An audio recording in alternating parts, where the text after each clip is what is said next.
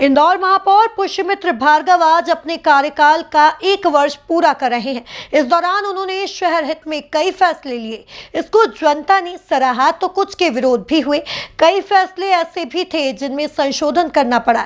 इस 1 वर्ष के दौरान महापौर को कई बार अपने ही पार्षदों का विरोध झेलना पड़ा तो कुछ मौके ऐसे भी आए जब विरोधी पार्षदों ने भी उनकी तारीफ की। आज महापौर ने अपने 1 वर्ष में किए गए कार्यों का ब्यौरा प्रस्तुत किया। इस 1 वर्ष में कई बड़ी योजनाओं को मूर्त रूप देने के लिए महापौर लगातार प्रयासरत दिखे। सबसे प्रमुख स्वच्छता की कसौटी पर खरा उतरना बड़ी चुनौती है। इंदौर लगातार 6 वर्षों से स्वच्छता में सिरमौर बना हुआ है। महापौर पुष्यमित्र भार्गव के सामने सबसे बड़ी चुनौती स्वच्छता के ताज को इंदौर के सिर पर बरकरार रखने की है। अगस्त को दूसरे पखवाड़े में स्वच्छता सर्वेक्षण होना है। नगर निगम के 7,000 से ज्यादा सफाई कर्मी शहर की सफाई व्यवस्था को संभाले हैं, लेकिन इन सब के बीच सामंजस्य बनाए रखना बड़ी चुनौती है। जनता पार्टी की इस नगर परिषद को जनता ने जो आशीर्वाद दिया है और 1 साल लोगों के सहयोग से, मार्गदर्शन से,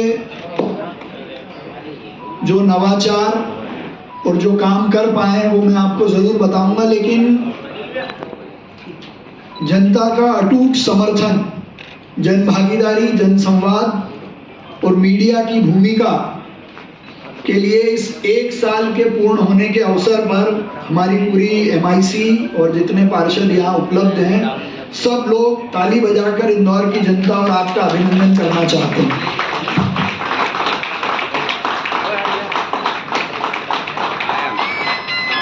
वहीं दूसरी ओर महापौर ने अपने कार्यकाल में सोलर सिटी की ओर जो सरकार ने कदम उठाए हैं वह एक नई पहल है। साथ ही नगरपालिका निगम इंदौर ने डिजिटल बजट प्रस्तुत किया, वह भी सराहनीय रहा। नारी सशक्तिकरण के लिए महत्वपूर्ण प्रयास किए गए। महापौर ने स्वास्थ्य सेवाओं का विस्तार किया। साथ ही क्लीन सिटी क्लीन एयर के लिए महापौर ने 1 लाख पौधों का पूरे इंदौर में लगाने का लक्ष्य पूरा किया। ऊर्जा दक्षता में समृद्धि की ओर बढ़ते इंदौर का सपना पूरा किया, जिसे आने वाले कार्यकाल में पूर्ण करने की बात कही। साथ ही शहर को 15 से अधिक पुलों की सौगात महापौर द्वारा दी जा रही है। दूसरी ओर पब्लिक ट्रांसपोर्ट को बढ़ाते हुए यात्रियों की सुविधाओं पर जोर दिया। वहीं स्मार्ट सिटी के तहत किए गए कार्यों को भी महापौर ने पूर्ण करने की बात कही।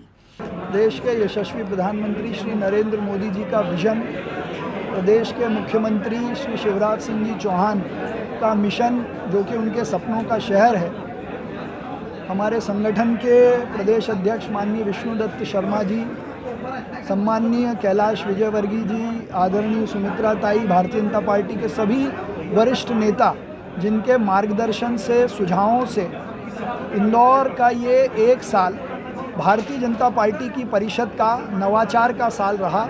2050 के इंदौर की संकल्पना और उसकी आधारशिला रखने का साल रहा।